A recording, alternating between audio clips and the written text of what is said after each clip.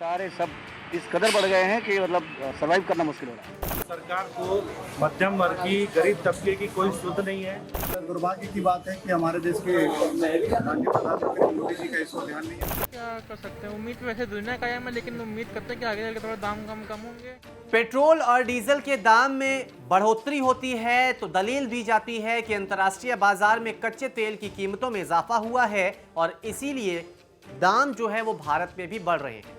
ठीक है, अपनी जगह पर बिल्कुल परफेक्ट बात है, लेकिन क्या इस ओर सरकार का ध्यान है कि भारत में जो पेट्रोल और डीजल की कीमतें इस वक्त पहुंच चुकी है उससे जनता पर क्या असर पड़ रहा है? क्या इस ओर ध्यान है कि आखिर महंगाई से जनता किस कदर परेशान है?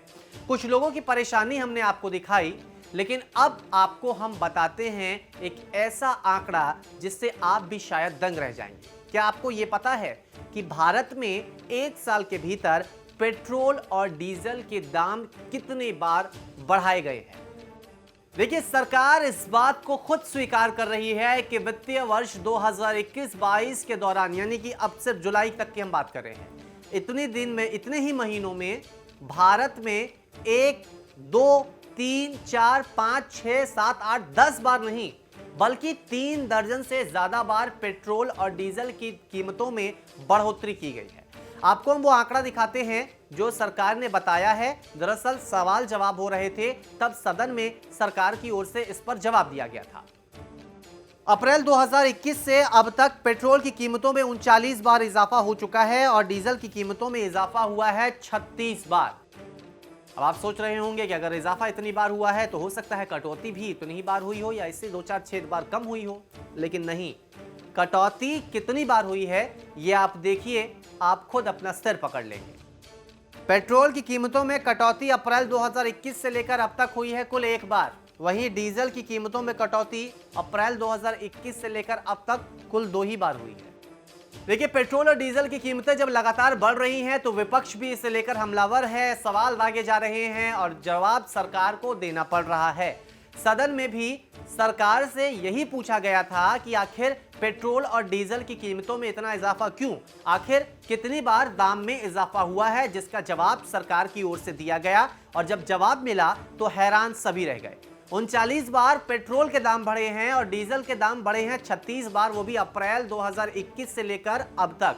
सोचिए कितनी ज्यादा बार ये बढ़ा है, इसकी कीमतों में कितनी बार बढ़ोतरी हुई है। और कटौती देखें तो 1 बार सिर्फ पेट्रोल में, 2 बार डीजल में। खैर, महंगाई हो चुकी है, पेट्रोल के दाम बहुत ज्यादा हो चुके हैं, डीजल भी बहुत ही महंगा है, लेकिन इसी बीच सवाल ये कि आखिरकार क्यों सरकार इस पर कुछ कंट्रोल नहीं कर सकती। खैर, ये भी बात सही है कि अंतर्राष्ट्रीय बाजार में कच्चे तेल की कीमतों में इजाफा हो रहा है, उसे भारत में बैठी सरकार तो कंट्रोल नहीं कर सकती, लेकिन ये तो मुमकिन है कि भारत में जो टैक्स पेट्रोल और डीजल पर लगता है, जो एक्साइज ड्यूटी के तौर पर पैसे जनता से लिए जा रहे हैं, उसमें कुछ रिबेट दिए जाए, उसमें कुछ कटौती की जाए। अगर वो कटौती हो जाए तो यकीन मानिए पेट्रोल डीजल बहुत ही सस्ता हो जाएगा, लोगों की परेशानी बहुत कम हो जाएगी। जो लोग इस कोरोना काल में बेरोजगारी से जूझ रहे हैं, जो लोग इस कोरोना काल में महंगाई से त्रस्त हैं, उनकी आधी परेशानी खत्म हो जाएगी।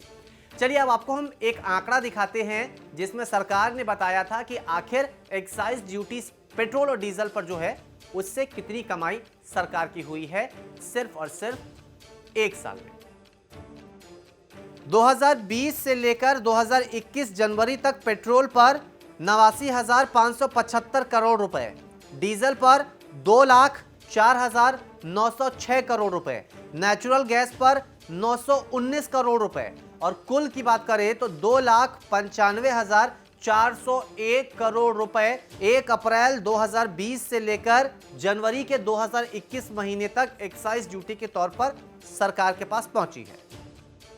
सरकार के खजाने में तो इतनी बढ़ोतरी हुई, लेकिन जेब जनता की खाली हो रही है। अब उस जनता के कुछ बयान सुनाते हैं आपको जो इस महंगाई से त्रस्त है।